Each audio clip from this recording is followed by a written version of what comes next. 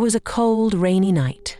Sarah, a young artist, had just moved into an old, creaky house on the edge of town. The landlord warned her. Some things here feel alive. She had laughed it off, brushing it aside as an old man's imagination. As she unpacked, Sarah noticed a large antique mirror in the corner of the bedroom.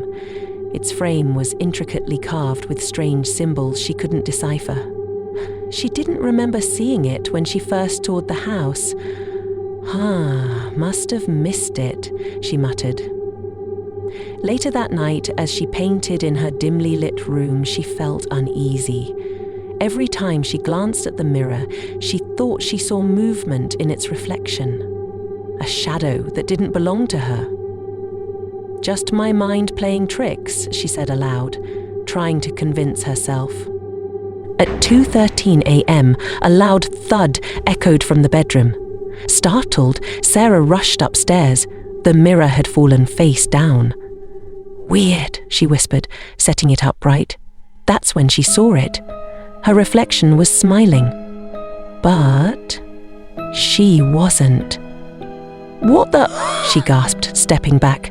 The smile widened, revealing teeth that weren't hers. Jagged, too many of them. Her reflection spoke. "Let me out." Sarah froze. "This isn't real.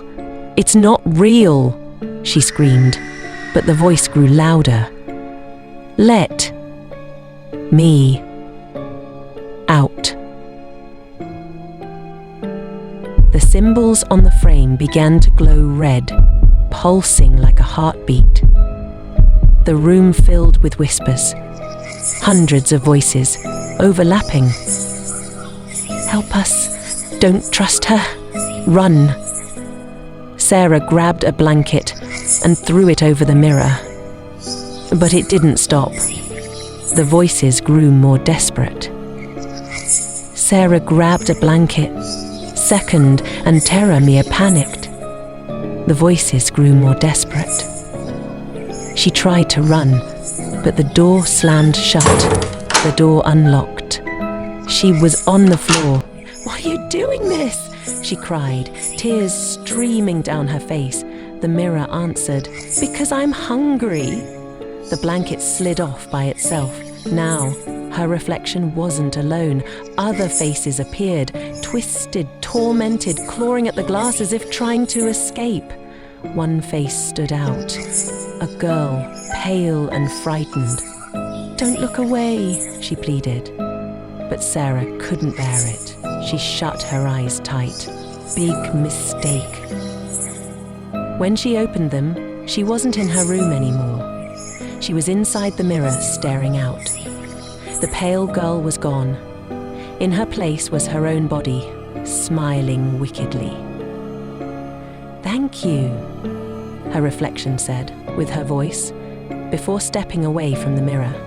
Sarah pounded on the glass, screaming for help, but no one could hear her, not in the mirror. Now, when people pass by that house, they say they hear whispers at night. And if you dare to look into the mirror, you might just see Sarah, trapped, begging, "Don't look too long, or you'll join me."